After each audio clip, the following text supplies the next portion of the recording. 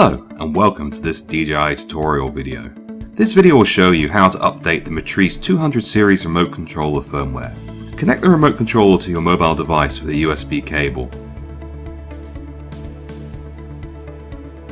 Power on the remote controller and ensure that the remote controller's battery is fully charged. Connect your mobile device to a mobile or Wi-Fi network. Launch DJI Go 4. When the remote controller's firmware is required to be updated, a notification will be displayed in the app.